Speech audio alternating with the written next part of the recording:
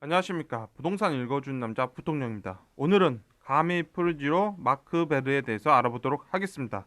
보시다시피 가메프르지오는 어디 위치해 있냐면 송파구, 강남구 있죠. 즉 한마디로 해서 강남의 옆에 딸려 있는 경기도 지역에 있다라는 거예요. 그럼 그거죠. 입지는 그게 전부 다죠. 뭐 이곳이 어떻습니다. 자연환경이 어떻습니다. 그런 건 별로 중요하지 않고 그냥 강남 옆에 달려 있는 경기도 지역에 붙어 있다만 보시면 될 것 같아요. 그래서 이곳이 이제 분양가가 중요한 거죠. 가장 중요한 건 이제 가격이에요.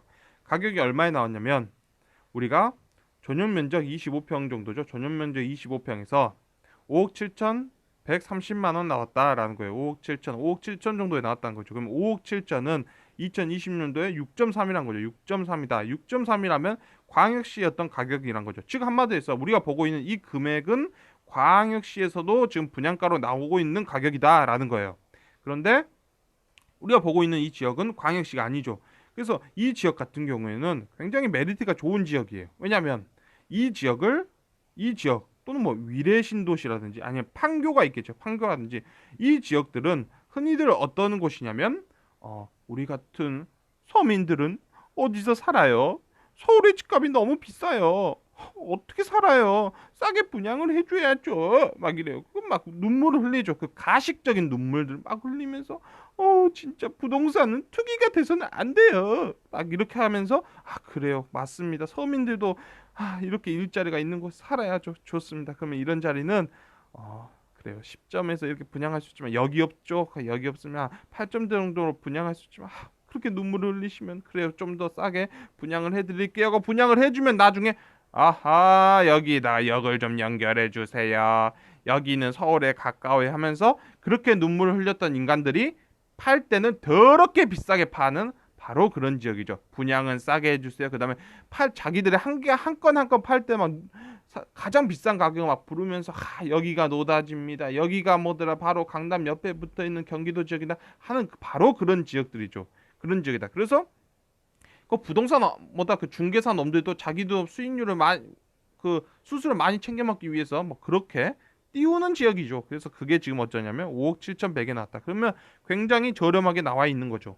굉장히 저렴하다. 1억에서 2억 정도 저렴하다고 볼 수 있죠. 분양가로. 왜냐면 여기 지금 연결돼 있지 않기 때문에 이런 자리는 서울에보다는 한 단계 아래 부분에 있는 어떤 서울에서 어떤 여기 없는 지역의 어떤 분양가 정도까지도 우리가 이런 지역들은 분양이 돼요. 사실상 놓고 보자면 여기서 일을 하고 있는 두 남녀가 결혼했죠. 근데 이 두 남녀의 어떤 집안들은 광역시에서 있는 집안이 아니라 원래 서울에서 사업하던 사람들의 집안이에요. 그럼 이 집안에서 도와줘, 이 집안 도와줘. 해서 이렇게 하면 무엇이냐면 서울에서 그냥 여기 없는 지역에 어떤 분양가로 그냥 때려도 다 분양이 되는 지역인데 아무튼 분양가를 이렇게 때려줬다는 거예요. 굉장히 좋다는 거예요. 굉장히 좋다.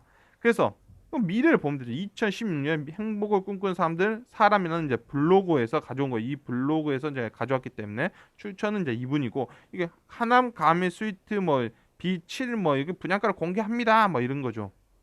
그래서 보시면 뭐 이곳에 모든 관심이 뭐 여기 쏘인다 하면서 어찌고 저찌고 하는데 별 중요한 건 아니라 그냥 강남이라든지 아니면 뭐 이렇게 해서 서울에 있는 이 강남 지역의 어떤 인근에 붙어져 있는 경기도다. 그게 중요한 거예요, 그냥. 그래서 그 당시에 2016년 정도에 어느 정도 가격을 했냐면 이 가격을 했던 거예요. 5층 이상에서 4억 7,300 정도를 했던 거죠. 4억 7,300이면 현재 이 위치 내에서 가격을 형성될 수 있는데 그래도 가격대가 그때도 뭐 나쁘지가 않죠. 8점대에서 7점 굉장히 좋은 가격대 있다. 그래서 기본적으로 이 정도 가격대로 지금의 어떤 구축들을 사시면 될 거지만 아마 없을 거예요. 아마 지금은 어떤 부동산 상승기고 또한 이런 자회들은 원래 이 정도 가격대를 안 내놓지만 분양을 할 때는 그렇게 할 수는 없는 거죠. 그래서 분양을 할 때는 이 정도 위치 내에서 분양을 해준다. 아니죠. 이 정도 위치가 가장 매력적인 이 정도 위치가 적정하다고 볼 수도 있는데 그보다 아랫부분을 이렇게 이 정도는 지금 신도시고 안에 들어가면 뭐 그다지 편의시설이나 이런 것들이 뭐 좀 부족하다는 사람들도 있기 때문에 뭐이 정도로 해줬다라는 거죠. 그런다 하더라도 뭐이 정도 가격이라면 6.3이 하면 1점에서 2점 정도의 어떤 가격이 굉장히 저렴한 가격대가 나와 있다. 그러니까 이건 너무 뻔한 얘기를 하고 있는 거죠. 당연히 모든 사람이 그렇게 할 거고 당연히 너무 뻔한 얘기예요. 아무튼 그랬다는 거예요. 그런데 이제 중요한 건 무엇이냐면 어쨌든 저쨌든 대한민국이 그런 거죠. 가격이 올라올 수 있어. 이렇게 분양가 자체가 뭐 4억대에서 이제 5억대로 이렇게 올라올 수 있었던 걸 어쨌든 이때 분양을 해준 거고 이걸 찍고 나서 분양을 해준 거죠. 그런 거잖아요. 이때 분양을 하나 해줬고 이때 분양을 해줬고 이걸 찍고 나서 지금 분양을 해주고 그런 거다. 즉 경제가 발전하니까 항상 분양가도 오를 수 있다는 거예요. 근데 이제 중요한 건 뭐냐면 전체적인 아파트 시장 자체가 우리가 굉장히 높게 오를 수 있었던 시적이 뭐냐면 2014년부터 시작해서 2019년까지 굉장히 많이 올랐죠.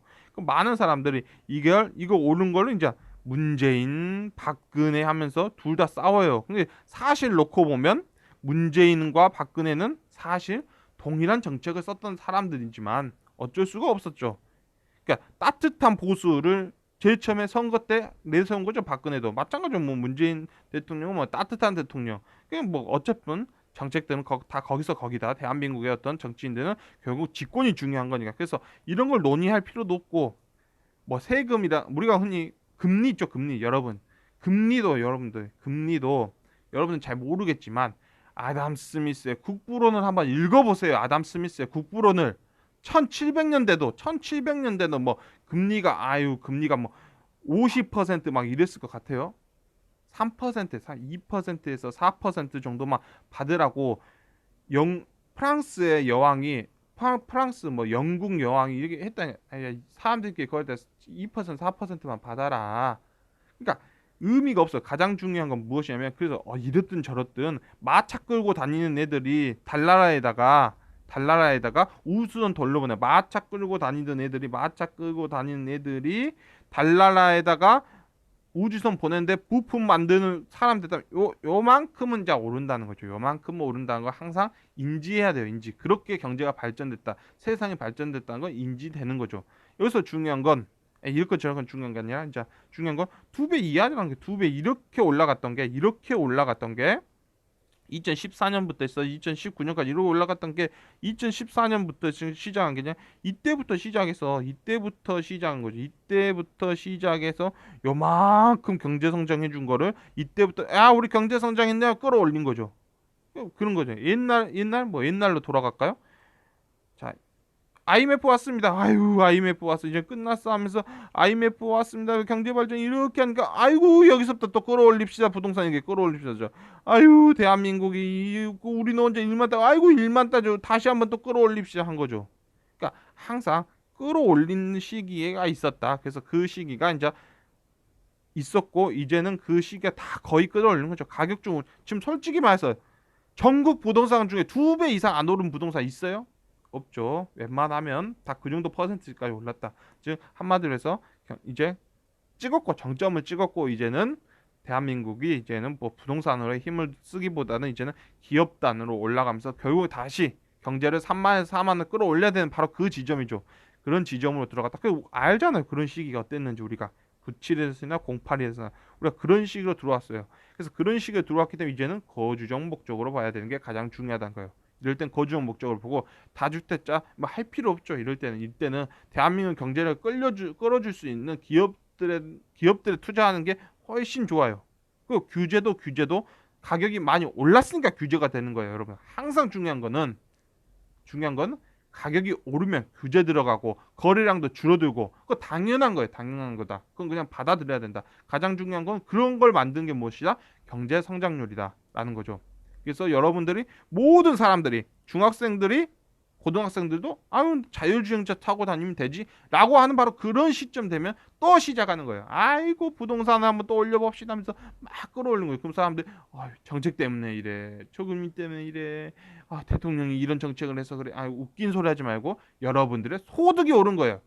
경제 성장률이 높다는 건 소득이 오른다. 즉 노무현 대통령이 나 7% 못해서 죄송합니다. 하지만 내가 7% 한다고 하긴 했지만 라고 말했을 때 이건 뭐냐? 여러분들의 소득을 내가 9% 10% 올려줘야 되는데 그걸 못해서 미안합니다 한 거고 이명박 대통령이 내가 7% 한번 해보겠습니다 하면서 나타난 거죠. 그런데 이게 대통령이 자기 혼자서 할 수 있냐? 그건 아니죠. 그래서 5% 정도 하면서 끌고 왔던 나라가 그래도 2만에서 3만까지 올라가니까 또 지랄을 한 거죠. 부동산에서. 자, 이런 거다.